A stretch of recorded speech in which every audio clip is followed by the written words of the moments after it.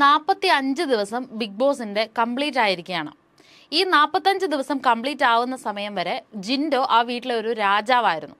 ആദ്യത്തെ 2 ആഴ്ചകളിൽ അത്തരമൊരു സ്പേസ് അല്ലെങ്കിൽ 16 ദിവസം വരെ ജിൻഡോയ്ക്ക് ആ ഒരു സ്പേസ് കിട്ടിയിരുന്നില്ല എങ്കിൽ പോലും പിന്നീടുള്ള ദിവസങ്ങളിൽ ജിൻഡോ ആ വീടിന്റെ ഒരു രാജാവായി മാറുകയായിരുന്നു. ജിൻഡോയുടെ ഫാൻസ് ആർമിക്കും അതിൽ വലിയൊരു പങ്കുണ്ട്. എങ്കിൽ പോലും നല്ല രീതിയിലുള്ള കണ്ടന്റുകൾ ജിൻഡോ തരുന്നുണ്ടായിരുന്നു. പക്ഷെ ഇനിയുള്ള ബാക്കി 56 ദിവസം ജിൻഡോ എന്ത് ചെയ്യുമെന്നുള്ളതാണ് വലിയൊരു ചോദ്യമായി നിൽക്കുന്നത്. കാരണം ബാക്കിയുള്ള 56 ദിവസത്തേക്കുള്ള കണ്ടന്റുകൾ അല്ലെങ്കിൽ ആ ഒരു സ്ക്രീൻ സ്പേസ് ഇനി ജിൻഡോയ്ക്ക് കിട്ടുമോ എന്നുള്ളത് വളരെ ഡൗട്ട്ഫുൾ ആയിട്ടുള്ള കാര്യമാണ്. ആദ്യത്തെ 2 ആഴ്ച റോക്കിയും സിജോയും ഒക്കെ ആ വീട്ടിൽ നല്ല രീതിക്ക് ആക്റ്റീവായിട്ട് നിൽക്കുന്ന സമയത്ത് ജിൻഡോയെ ഒരു മണ്ടൻ എന്നുള്ള ഒരു ലേബലിലേക്ക് മാറ്റി നിർത്തപ്പെടുകയായിരുന്നു. അതിനുശേഷം റോക്കിയുടെയും സിജോയുടെയും ഒരു പ്രശ്നം ഉണ്ടാകുകയും അതിനുശേഷം രണ്ടുപേരും പുറത്തേക്ക് പോവുകയും ചെയ്ത ഒരു സമയത്താണ് ജിൻഡോ ഉയർത്തെഴുന്നേൽക്കുന്നതും ജിൻഡോയ്ക്ക് അവിടെ വലിയൊരു സ്പേസ് കിട്ടുന്നതും. ആ വീടിനുള്ളിലുള്ളവർ തന്നെ അതിനൊരു കാരണമായിട്ടുണ്ട് എന്നും പറയാം. പക്ഷേ ഇപ്പോൾ സിജോ തിരിച്ചു വന്നിരിക്കുകയാണ്. ഈ 45ാമത്തെ ദിവസം സിജോ തിരിച്ചു വന്നു. 16ാമത്തെ ദിവസം പോയ സിജോ വലിയൊരു ബ്രേക്കിന് ശേഷം അല്ലെങ്കിൽ ആ ഒരു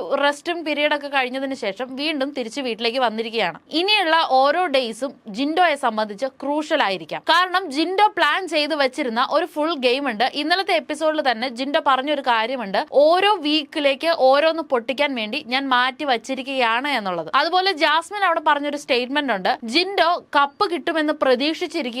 ഇനി ജിൻഡോ എന്ത് ചെയ്യുമെന്നുള്ളത് ചിന്തിക്കേണ്ട കാര്യങ്ങൾ തന്നെയാണ്. ശരിക്കും ബിഗ് ബോസിന്റെ ടൈറ്റിൽ വിന്നർ ഞാനാണ് എന്നുള്ള ഒരു വിശ്വാസം അല്ലെങ്കിൽ ആ ഒരു ഓവർ കോൺഫിഡൻസ് ജിൻഡോയ്ക്ക് നല്ല രീതിക്ക് ഉണ്ടായിരുന്നു. സിബിൻ വരുന്നത് വരെ ജിൻഡോ ആ വീട്ടിലെ ഒറ്റയാൾ പട്ടാളമായിരുന്നു. സിബിൻ വന്നതിന് ശേഷം ജിൻഡോയുടെ കൂടെ സിബിൻ കൂടുകയും വലിയൊരു പ്രശ്നം അല്ലെങ്കിൽ ഒരു സ്ക്രീൻ സ്പേസ് കുറവോ കണ്ടന്റ് ഇല്ലായ്മയോ ഒന്നും ഉണ്ടായിരുന്നില്ല. കാരണം ജിൻഡോയ്ക്ക് പുറമെ കിട്ടുന്ന ഒരു സപ്പോർട്ടും കാര്യങ്ങളൊക്കെ കണ്ടിട്ട് സിബിൻ ജിൻഡോയുടെ കൂടെ കൂടുകയും ഒരു കോംബോ അവിടെ ഉണ്ടാക്കാനൊക്കെ ആയിട്ടുള്ള ശ്രമം നടത്തുകയൊക്കെ ചെയ്യുന്നുണ്ടായിരുന്നു. എന്തായാലും ഇതുവരെ കണ്ട സെനാറിയോസ് ഒക്കെ മാറാനുള്ള സാധ്യതകളുണ്ട് ബിഗ് ബോസ് ഹൗസിൽ. സിജോ വന്ന സമയത്ത് കുറെ കാര്യങ്ങൾ ആ വീട്ടിൽ നിന്നിട്ട് എല്ലാവരുടെയും മുമ്പിൽ നിന്ന് സംസാരിക്കുന്നുണ്ടായിരുന്നു. താൻ ഇവിടെയൊക്കെ തന്നെ ഉണ്ടായിരുന്നു എന്ന് പറയുമ്പോഴുള്ള ജിൻഡോയുടെ ഒക്കെ ഫേസ് കാണുമ്പോൾ തന്നെ അതിൽ നിന്ന് സിജോ വന്നതിൽ എത്രത്തോളം ഒരു ഉൾഭയം ജിൻഡോയ്ക്ക് ഉണ്ട് എന്നുള്ളത് വിസിബിൾ ആണ്. ലൈവ് കണ്ടാലേ മനസ്സിലാവുള്ളൂ. എപ്പിസോഡിൽ അത് അത്രത്തോളം വിസിബിൾ ആയിരിക്കില്ല. ലൈവിൽ ജിൻഡോയുടെ ഫേസ് റിയാക്ഷൻ സൂം ആയിട്ട് കാണിക്കുന്നുണ്ടായിരുന്നു. നല്ല രീതിക്ക് നമുക്ക് മനസ്സിലാവുന്നുണ്ട് എന്താണ് ആ ഒരു മുഖത്ത് അതുവരെ ഉണ്ടായിരുന്ന ആ ഒരു കോൺഫിഡൻസ് മുഖത്ത് തീരെ ഇല്ലാത്ത പോലെ ഒരു ഫീല് തന്നെയാണുള്ളത്. തീപ്പൊരി ആയിട്ടാണ് താൻ പോയത് എന്നും കാട്ടുതീയായിട്ട്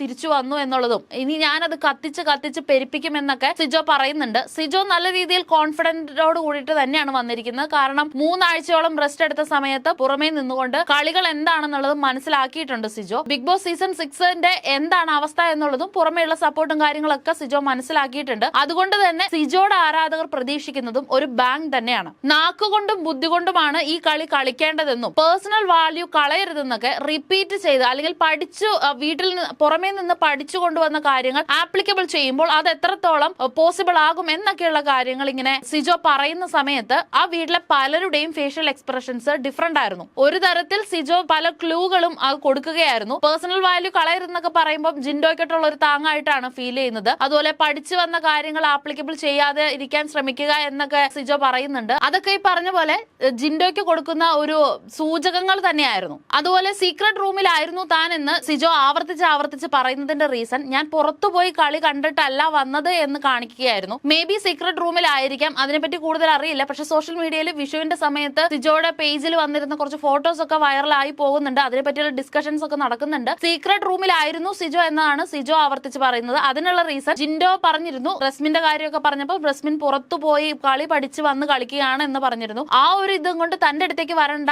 എന്നുള്ള തരത്തിലുള്ള ഒരു വാർണിംഗ് ആയിരിക്കാം സിജോ കൊടുത്തിട്ടുണ്ടാവുക. പിന്നെ നിഷ്പക്ഷമായി ബിഗ് ബോസിനെ ഇഷ്ടപ്പെടുന്നവർക്ക് സിജോയുടെ തിരിച്ചുവരവ് ഒരു ആശ്വാസം തന്നെയായിരിക്കും. ഇതുവരെ കണ്ട ആ ഒരു ബോറടിച്ച കുറെ ഗെയിമുകളിൽ വ്യത്യാസങ്ങൾ ഉണ്ടാകുമെന്നും പുതിയ തരത്തിലുള്ള ഗെയിമുകൾ ആ വീട്ടിൽ ഉണ്ടാകുമെന്നും അല്ലെങ്കിൽ കളി മാറും എന്നുള്ള ഒരു ഫീൽ അവർക്ക് ഉറപ്പായിട്ടും കിട്ടിയിട്ടുണ്ടാവാം. സിജോയെ എന്തായാലും നെക്സ്റ്റ് ടീമിലേക്കാണ് ആഡ് ചെയ്തിട്ടുള്ളത്. അർജുനും അപ്സരയും റസ്മിനും ഉള്ള ആ ടീമിലേക്കാണ് സിജോയെ ആഡ് ചെയ്തിട്ടുള്ളത്. അവിടെ അവർക്ക് ഒരു പവർ തന്നെ ആയിരിക്കും സിജോ വന്നിട്ടുണ്ടാവുക. അപ്പൊ ഇനിയുള്ള കളികൾ എന്താണെന്നുള്ളത് നമുക്ക് പുറത്തു നിന്ന് അധികം പ്രഡിക്റ്റ് ചെയ്യാൻ പറ്റില്ല. പക്ഷെ സിജോയുടെ ആരാധകർക്കും ബിഗ് ബോസിന്റെ ആരാധകർക്കും ഒരുപാട് പ്രതീക്ഷ ഉണർത്തുന്ന തരത്തിലുള്ള കളികളായിരിക്കും വരാൻ പോകുന്നത്.